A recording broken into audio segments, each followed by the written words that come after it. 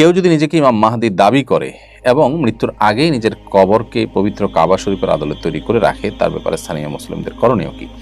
তাদের উচিত ইসলামের নামে এই বিভ্রান্তি ফলে মানুষের মধ্যে যে বিভ্রান্তি তৈরি হতে পারে, মানুষ ইসলাম বিমুখ হতে পারে, শিরকে লিপ্ত হতে পারে, মুসলিমদের মধ্যে এ ধরনের বিভ্রান্তি তৈরি করলে সেটা বন্ধ করার জন্য স্থানীয় মুসলমানদের উদ্যোগ নিতে হবে। বিশেষ করে স্থানীয় প্রশাসন আদালতের শরণাপন্ন হয়ে মুসলিমদের ধর্মের অবমাননা ইত্যাদির কারণে তাদের ব্যাপারে ব্যবস্থা গ্রহণ করতে হবে। এর বাইরে তাদেরকে দাওয়াতি কাজ করা যেতে পারে, কিন্তু তাদের মধ্যে দাওয়াতি কাজ করা যেতে পারে, কিন্তু কোনো অবস্থাতেই এটাকে নির্বাধায় করতে দেওয়াটা এটা তথাকথিত ব্যক্তি স্বাধীনতার নামে দিনের বিষয়ে মানুষকে ধ্বংসের দিকে নিয়ে যাওয়ার নামান্তর। আমরা যারা ব্যক্তি স্বাধীনতার নামে এই ধরনের কাজ যার যা খুশি তা করার পক্ষে আমরা কথা বলি, তারা কি একটা রাষ্ট্রের যে নিয়ম কানুন আছে সেগুলোর বাইরে কাউকে কিছু করবার এখতিয়ার দিবেন? স্বাধীনতার নাম দিয়ে নিশ্চয়ই দিবেন না। তাহলে আল্লাহর দিন তার চাইতে বড় কোনো বিষয় তো আমাদের কাছে থাকতে পারে না। বিধায় সেখানে এ ধরনের মন গড়া জিনিস করে মানুষকে বিভ্রান্ত করার পথ রুদ্ধ করতে হবে, তা না হলে নাহি আনিল মুনকার বা অসৎ কাজে বাধা প্রদান বলতে পৃথিবীতে আর কিছুই থাকবে না।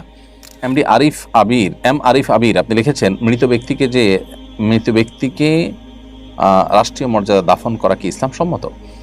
রাষ্ট্রীয় মর্যাদায় দাফন করার যে প্রক্রিয়া আমাদের সমাজে চলমান আছে, সেখানে ডাকডোল পিটিয়ে তাকে দাফন করা হয়। যেই মিউজিককে শরীয়ত হারাম করেছে, একজন মৃত মানুষকে দাফনের সময় তার যে আনুষ্ঠানিকতা আছে সেখানে যদি এ সমস্ত আপনার মিউজিকের ব্যবহার থাকে, এ সমস্ত প্রক্রিয়া অবলম্বন করা হয়ে থাকে, সেটা বরং গুনাহের বিষয় হবে এবং আল্লাহর কাছে তার জন্য আমাদেরকে দায়ী হতে হবে। সেজন্য এটা সম্পূর্ণ নাজায়েজ কাজ এবং এখান থেকে বেঁচে থাকার সর্বাত্মক চেষ্টা করতে হবে।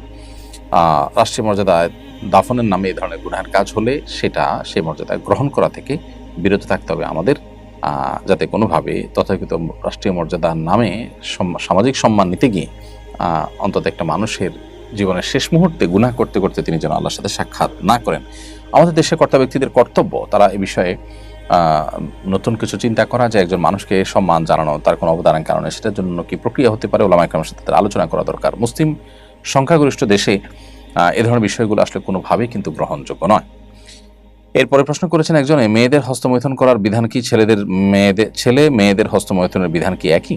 উত্তর হলো হ্যাঁ, একই। হস্তমৈথুন করা ছেলেদের জন্য যেরকম হারাম, মেয়েদের জন্য একইভাবে হারাম।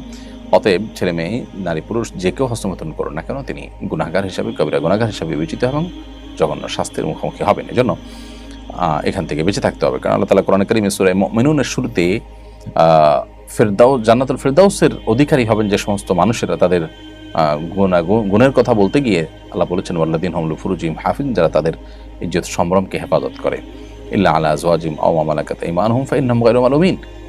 নির্দিষ্ট বৈধ ক্ষেত্রে যেমন স্বামী স্ত্রী তাদের পারস্পরিক শারীরিক সম্পর্কের মাধ্যমে যদি তারা তাদের জৈবিক চাহিদা পূরণ করেন সেটা শুধু অনুমোদিত। অতএব অন্য কোনো উপায় শরীয়ত অগ্রাহ্য, শরীয়ত অনুমোদন করেনি, অননুমোদিত কোনো উপায়ে যদি আপনি আপনার যৌন চাহিদা পূরণ করেন সেটা নারী পুরুষ সবার জন্যই কিন্তু হারাম হিসাবে বিবেচিত হবে।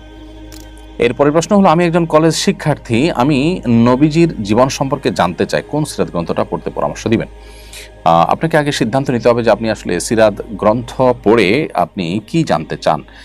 নবী করিম সাল্লাল্লাহু আলাইহি ওয়াসাল্লামের জীবনের ধারাবাহিক ঘটনা প্রবাহ একেবারে জন্ম থেকে মৃত্যু পর্যন্ত কখন কি ঘটেছে, কিভাবে কি হয়েছে, বিস্তারিত বৃত্তান্ত যদি আপনি জানতে চান তাহলে আপনার জন্য আর রাহিকাল মাখতুম সবচাইতে ভালো।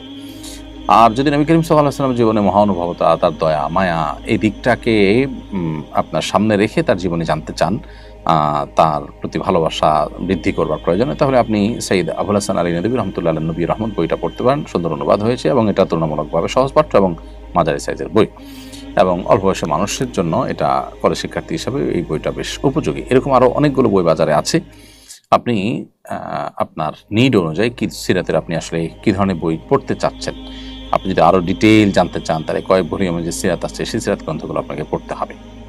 আমার মায়ের সৎ ভাই কি আমার মাহরাম?